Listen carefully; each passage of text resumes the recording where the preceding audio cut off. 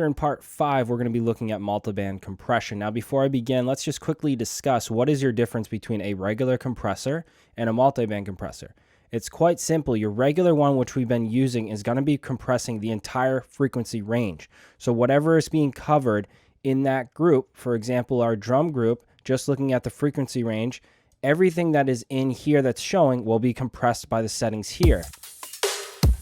Everything in there. Very simple and straightforward. Now, on the flip side, your multiband gives you the freedom to actually split up your compression, usually between 3 and 5 different bands. So you guys can now compress different frequencies. For example, your lows differently than your mids, and all the way up to your highs. So this gives you a lot more control over compression, because sometimes you don't want to compress a low end. You really want it to come through clean and clear, but maybe you want to compress or tame a bit of the high end. That's where a multi-band compressor comes into play, and that's what I'm going to get to right now. Now, going back on the beginning of the course, I did say I might want to split up my bass. I am going to do that now because I'm going to use a multi-band to differ here, to change the compression amount on the chord. So I'm going to take the basses out of this group, and I'm going to make a new one. So we'll do create track stack, and we'll do another group here. This is going to be my bass group. Just switching these out. And now we can do, just rename this. And now we can apply the different compression. So my bass group does need the other compression there, so I'm going to copy this over. So let's just open that up first, and let's hit copy. And then we'll go to our bass group, and let's just throw this back on here. And we'll just hit paste. Okay, so now what we want to do, if I go to my main chords, what I like doing for multiband compression is taming the high end of my chords. So I am going to bypass off the chord group that we used here, the regular compression, and now I'm going to go to the individual stems themselves. And what I'm going to do is go down to our multiband compression here. And what I like doing, as I said, guys, you can split this up into different bands. You see the plus here, I can just grab here, I want to do here, whatever you want to do. It's crazy how much freedom you have with multiband. And what I like doing on the chords is my high end, I like to duck the compression, and what it does is tame it. You know, before I even do it, if you guys even want to flip through, there's actually a great preset in here if you're new to this stuff called harshness control. Same idea I'm going to be doing. So what I want to do is really tame the high end right here.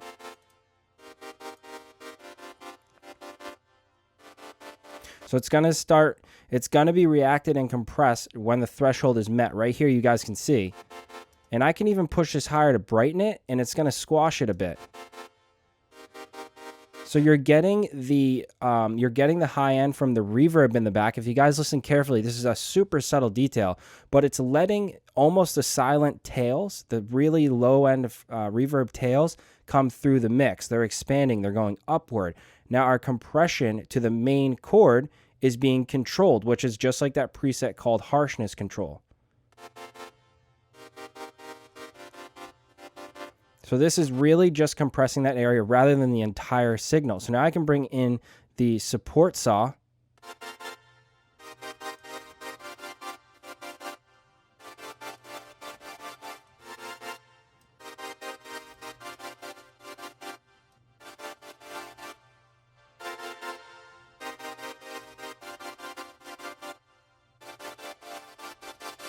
So listen to the main difference from upward here.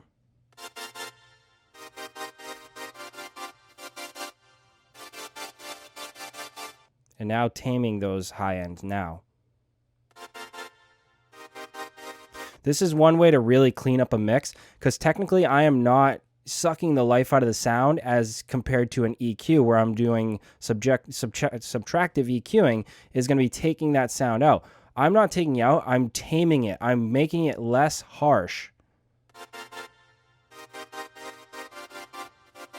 So now that's going to be sitting better in the mix. And now I can compare that with my regular compressor on. Now I can back off my threshold settings because I don't want to squash everything.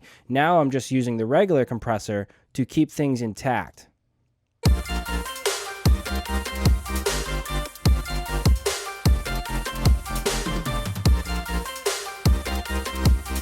Super subtle amount. So that's why what I'm gonna do with my multiband is taking frequencies and making sure I'm not sucking the life out of the entire track that I'm working on from putting a regular compressor on it. Because again, guys, this is not adjusting by frequency range. This is doing the entire signal that's being passed by. So there's going to be situations, majority of the time for me, it's with my chord group, my lead group, my bus of my drums, I'll keep pretty straightforward. The main thing I like using multiband on my drums is my hi-hats. So if I actually go on my hi-hats, this cleans up room noise. So say you guys are in a situation where you have live drums and it's kind of getting that bleeding effect from the microphone and maybe something in the background, you guys can tame that out with multiband without deleting or really subtracting the entire sound. So let's clean this up here.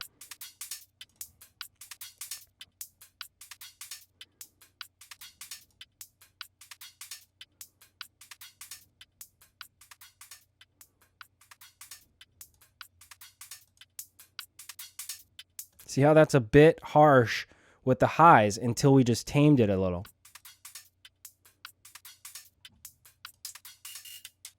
So I'll do the same thing here with the hi-hat. This is going to work really well on live recordings. I have a bunch of sample packs that are done with actual live drum kits that I love using for more of an organic kind of natural approach to a song. But you will find up in this area here in the frequency range, there's going to be a lot of mic bleed going on, depending on how they recorded it, how well the quality is. I utilize multiband a lot to clean up the mix. Same thing with snare. Let's hear the snare. Yeah, that's sounding good there.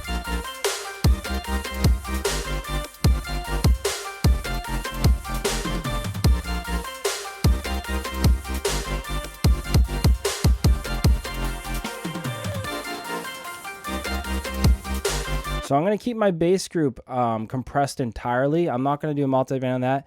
And I'm not going to change anything else in here. I like the compression that it's giving as is, meaning the entire frequency range. Spend time on multiband, guys. If this is a new technique of compression to you, you need to spend a lot of time on it to really understand the difference it's making as opposed to the entire frequency range versus maybe just the high end or maybe the lows and mids. So there's a huge advantage to multiband. But that's what I'm going to use for that one. Let's now jump forward to more kind of a saturation distortion mixing technique here with Saturn.